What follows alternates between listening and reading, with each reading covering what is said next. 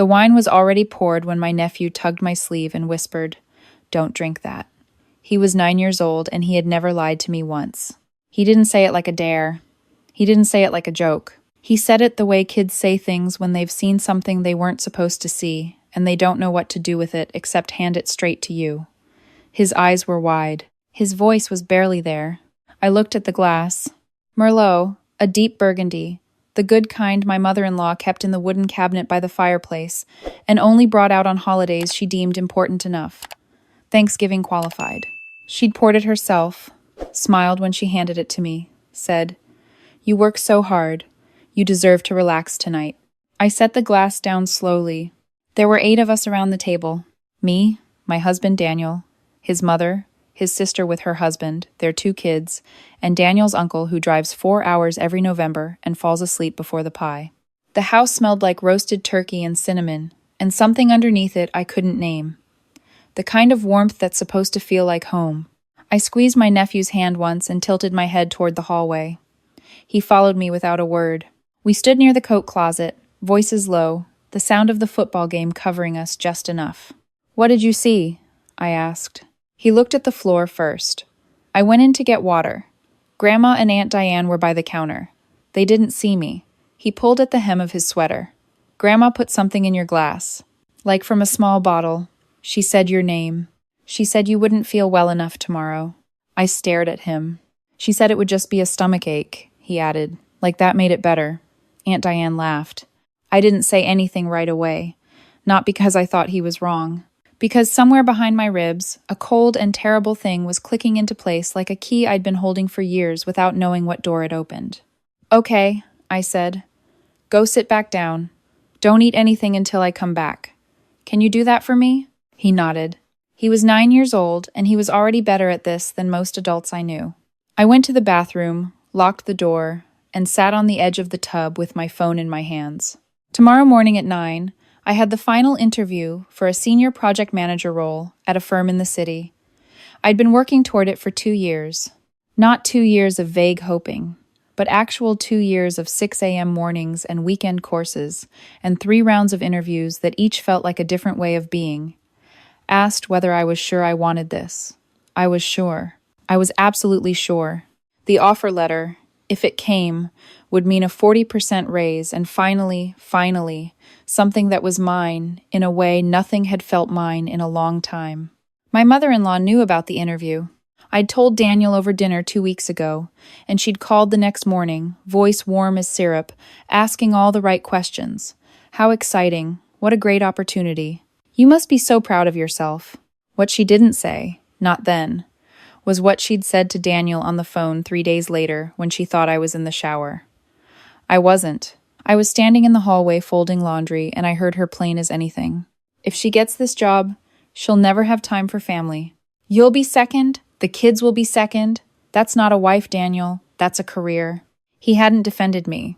He'd just said, "Mom, come on," which is what he always said, which meant nothing. I sat in the bathroom and thought about all of it. And then I opened my contacts and called the non-emergency police line. The dispatcher was calm, which helped. I told her what my nephew saw. I told her I had an untouched glass on the dinner table with something potentially in it. She told me to leave it exactly where it was and not let anyone touch it. She said an officer would be there in about 20 minutes. I washed my face, dried my hands, and walked back out. Daniel gave me a look across the table. "Everything okay?" I smiled. Just needed a minute. My mother-in-law watched me sit down. I picked up my water glass, not the wine, and she tracked that movement. Just for a second, something shifted in her face. Not guilt, exactly. More like recalculation. You know what's strange? The dinner conversation kept going. Someone talked about the turkey being dry. Daniel's uncle woke up briefly to say something about interest rates. My nephew ate his roll and nothing else and looked at me every 3 minutes like he was checking that I was still there. He was the only honest person in the room. Diane refilled her own wine. She didn't offer to refill mine.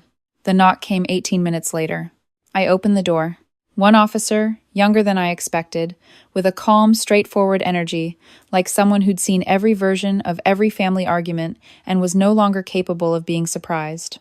Behind me, the table went quiet in that abrupt way where you can hear the absence of noise. "We received a call about a possible substance being added to a beverage," he said. "Is there a glass I should take a look at?" My mother-in-law stood up so fast her chair scraped. "What is this?" she said. "Who called?" Diane asked, looking around the table. Her gaze landed on me. "You called the police? On Thanksgiving?" "There's a glass on the table," I said to the officer. "Red wine, left side of the setting near the centerpiece. It hasn't been touched." He stepped inside. My nephew stood up from his chair, the way kids do when they've made a decision. "I saw what happened," he said. His voice didn't shake. "I was getting water. Grandma put something from a little bottle into the glass. She said the name. It was hers." He pointed at me. Diane said, "He's a child. He doesn't know what he saw." "He's my son," she added a second later, like that helped her case. The officer looked at the glass, then at my mother-in-law. "Ma'am, do you know anything about the contents of that glass?" My mother-in-law looked at her hands. Then she looked at the glass. Then she did something I didn't expect. She sat back down. "It was nothing dangerous," she said. The room didn't move. "I just needed her to rest," she continued. "She has an interview tomorrow. She's been running herself ragged. A good night's sleep wouldn't hurt anyone." Diane closed her eyes. "It was just something to help her sleep," my mother-in-law said. "Something gentle. She would have woken up fine. A little groggy maybe, but fine." Daniel said, "Mom." "She would have missed the interview," she said, voice going harder now, dropping the warmth entirely. "And maybe that would have been the best thing. For everyone." She looked at me directly for the first time. "You don't see what this is doing to your marriage. To your home. Daniel needs a partner, not a competitor." I didn't say anything. My heart was doing that thing where it slows down just to beat harder. "It wasn't dangerous," she said again. "It was practical." The officer didn't let that land quietly. He took the glass. He explained that it would be tested, that the contents would determine next steps, that no one at the table should leave the area pending follow-up. He looked at my mother-in-law specifically when he said that last part. She asked if she was being arrested. He said not tonight. He said to expect a call. She asked if he understood it was a holiday. He said he did. The door closed behind him, and the silence that followed was the loudest thing I'd ever heard in that house. Daniel was staring at the table. Diane was staring at her wine. My nephew had sat back down and was eating his roll again, calm as anything, the most composed person in the room by a significant margin. We left within the hour.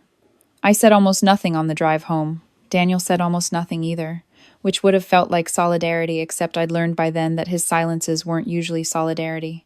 They were just him waiting for things to resolve themselves so he wouldn't have to weigh in. It should probably bother me more that I already knew that about him. Here's the thing no one tells you about marrying into a family like Daniel's. The warning signs are always framed as love. His mother calling 3 times a week wasn't intrusive. It was devoted. Diane borrowing money she never paid back wasn't irresponsible. It was going through a rough patch. The expectation that I'd cook for every holiday, manage every family gathering, coordinate every birthday logistics wasn't a burden. It was just what you do when you love your family. You absorb it slowly, a degree at a time, like a frog in heating water. It started the year we got married. I was 28. We'd been together 2 years, and I thought I knew what I was getting into. His mother was warm, direct, the kind of woman who fills your plate without asking and calls it affection. She reminded me of my grandmother, and I think that was deliberate. People like her know exactly what they remind you of.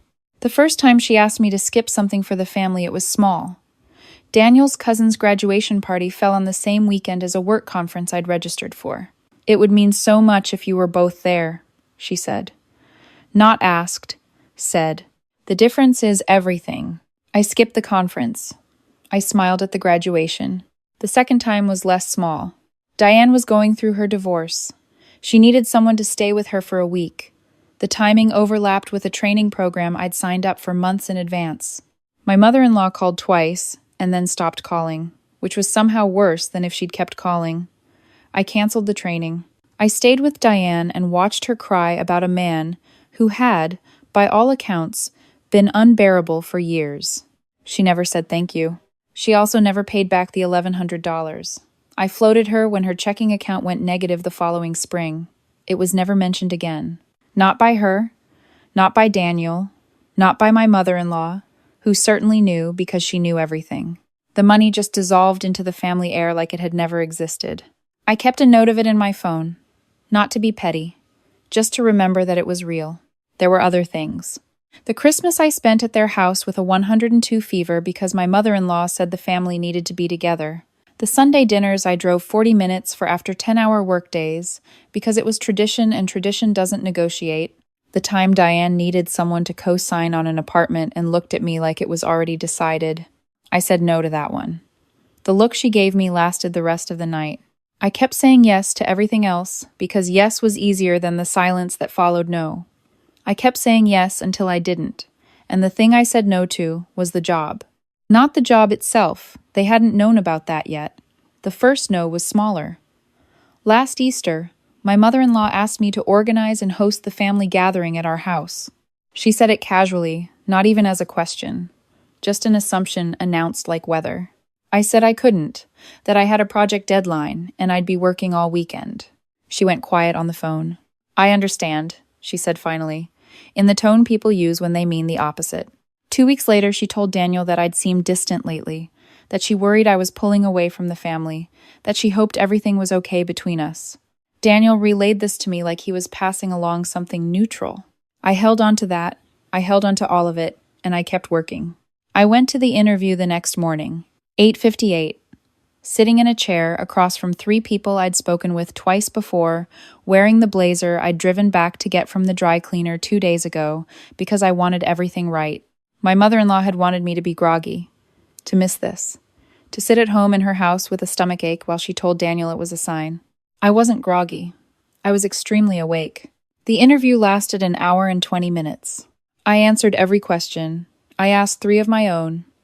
I shook hands and thanked them and walked to my car and sat there for a moment with my hands on the wheel. Then I drove home.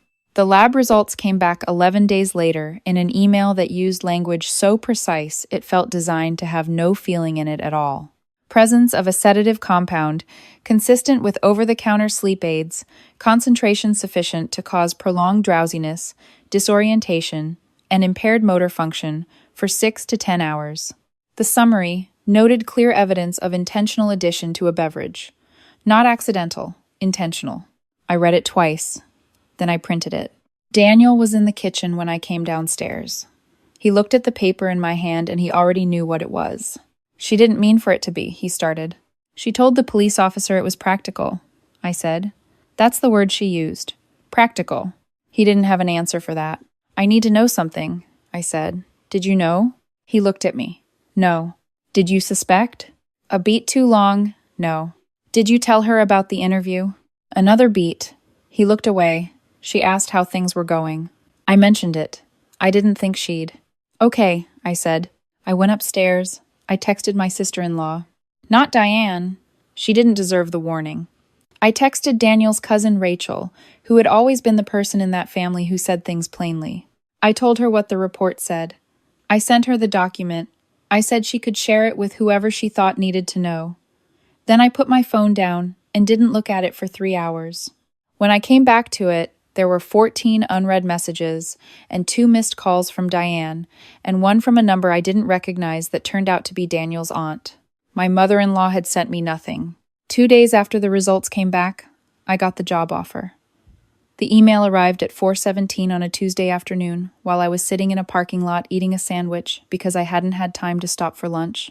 I read it 3 times to make sure I was reading it correctly. Then I called my mom. I didn't call Daniel first. I noticed that when I was doing it, I filed it away. The formal charges came a few weeks later. Reckless endangerment. My mother-in-law hired an attorney who made it about intent, about how there was no intent to cause serious harm, which was technically true and also entirely beside the point.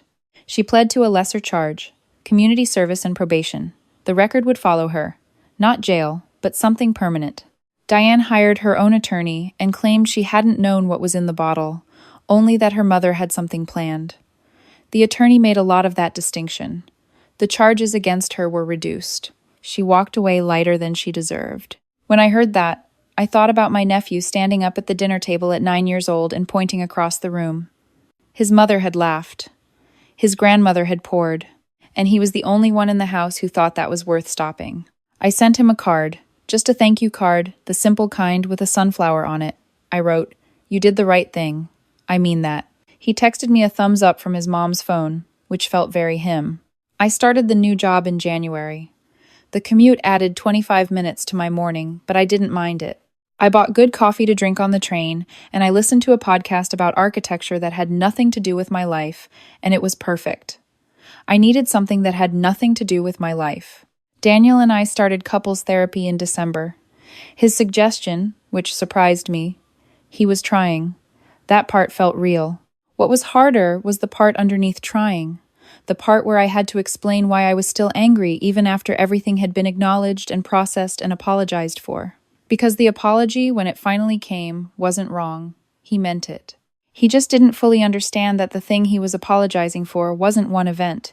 It was years of small moments where he'd watched me absorb things and said nothing. He'd been raised to believe his mother's warmth was unconditional, that her expectations were just love in a different shape. And it took seeing her in a police officer's notes to make him look at the shape differently. We were working on it. Some days that was enough. About 6 months after Thanksgiving, Diane texted me. Not a long message, just, "I'm sorry I didn't stop her. I know that's not enough." I read it 4 times over 3 days before I responded. I typed and deleted 5 different things. I finally sent, "I know." That was all. Not forgiveness exactly. Not the door slamming shut either. Just acknowledgement that she'd said something true. She didn't text again. I didn't expect her to. My mother-in-law waited longer. 8 months, almost to the week, before she appeared at our front door on a Sunday afternoon holding a pie. Apple, lattice top, the kind that takes actual effort. She looked smaller than I remembered her being. Or maybe I was just seeing her without the context of her own house around her, where everything was arranged to make her the center. Daniel answered the door. He looked at me and I gave him nothing. She asked to talk. We stood in the entryway, the 3 of us, nobody sitting down. She said she was ashamed. She said she didn't recognize herself in what she'd done. She said she loved Daniel and she'd been terrified of losing him to a life she didn't understand, and that fear had made her do something she couldn't justify. She said she knew sorry wasn't enough, but she was saying it anyway. I listened to all of it. I let her finish. Then I said, "You decided what I deserved and you acted on it without asking me. You've been doing that for years in smaller ways. This was just the first time there was evidence." She opened her mouth, closed it. "I'm not interested in pretending this was an isolated incident," I said. "And I'm not going to stand here and tell you we're fine because we're not." She looked at Daniel. He didn't fill the silence for her this time. I thanked her for coming. I meant it, in the way you can mean something and still not be moved by it. She left the pie on the hall table. We didn't eat it. Not because I thought there was anything wrong with it. I just didn't want it in my kitchen. Daniel threw it away himself, without me asking. That meant something. I thought about my nephew a lot in those months, about the particular courage it takes to be the person who says the thing out loud when everyone else in the room is pretending not to see it. He was 9. He didn't have years of family conditioning telling him that keeping the peace was the same as kindness. He just saw something wrong and walked it over to the nearest person he trusted. I thought about how long I'd been in that room, how many small wrong things I'd watched happen and said nothing about because the cost of saying something felt higher than the cost of silence. I thought about the conference I skipped and the training I canceled and the $1,100 and the Sunday dinners and the Easter dinner and all the territory I'd given up so slowly I hadn't noticed until there was almost nothing left of the original map. You don't lose yourself in one moment. You lose yourself in years of small agreements. And then one day, someone puts something in your wine and calls it practical. And suddenly all those small agreements look different. They always were different. You just needed the glass to see them clearly. I'm still working on it. Not the marriage. We're doing okay, better than okay some weeks. I mean the part inside me that still sometimes reaches for yes before I've finished thinking about the question. The part that feels guilty for having opinions about my own life. That part takes longer, probably longer than any interview process, any probation period, any amount of time that fits neatly into a story. But I'm working on it. And if you asked me whether I'd do it differently, whether I'd have kept quiet, kept the peace, let the wine sit there and drunk it politely to avoid the scene, I'd tell you the same thing I told the detective when she asked if I had any regrets about making the call. No, not even close. Did I handle this the right way? Did I go too far or not far enough? Drop it in the comments. And if this story hit close to home, subscribe and hit the bell. You won't want to miss what comes next.